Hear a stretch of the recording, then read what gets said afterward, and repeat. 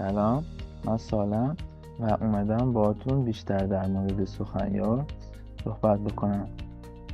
سخنیار یکی از بخشاش و قابلیتاش این بود که میتونست شما مادرها وایس تمرین ما رو داخلش آپلود بکنید و ارسال بکنید و بعد از اون هوش مصنوعی بهتون جواب بده.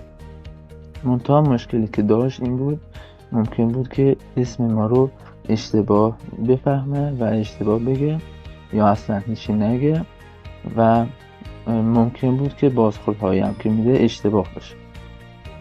اما ما اومدیم داخل این چند روز این مشکلاتش رو برطرف کردیم و با استفاده از آموزش بیشتر در مورد وایس ها بهش یاد دادیم که باید چطوری جواب بده و وایس ها رو چطوری بهتر تحلیل بکنه و همچنان ممکنه به خاطر این هوش مصنوعی که روش قرار داره، چون اون در اصل انگلیسی میفهمه، ممکنه تا احتمال 20 تا 30% یا کمتر یا بیشتر خطا داشته باشه و ما همچنان در حال تلاش هستیم تا این رو حتی از همین هم کمتر بکنیم.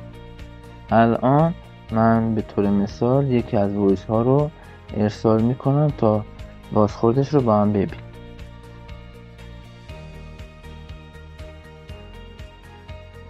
خب همینطور که میبینید فایل آپلود شد و حالا در حال پردازشه. خب همینطور که میبینید الان دیگه نیازی به تحلیل اسم نداره و به راحتی میتونه وایس های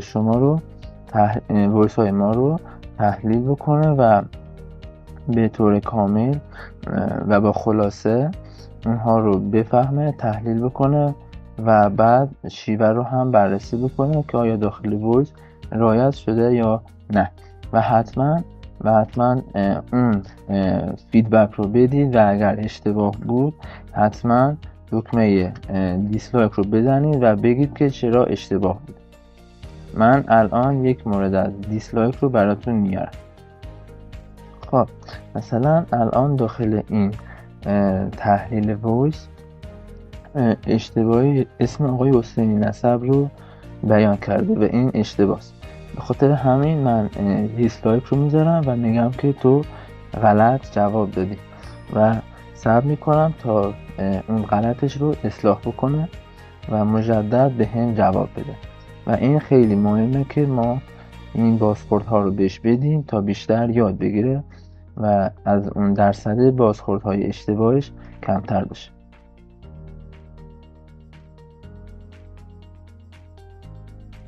خب الان ببینید این الان بهتر شد ولی خیلی زیاد شد.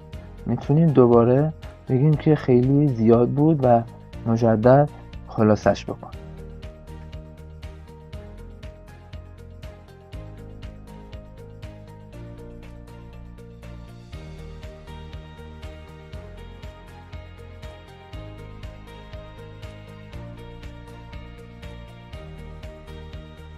خب همینطور که میبینید الان خیلی بهتر شد و هم خلاصه تر شد و هم اون اشتباهش رو دیگه تکرار نکرد. از توجهتون خیلی متشکرم و انشالله که بتونید به راحتی از این نرم افزار استفاده بکنید.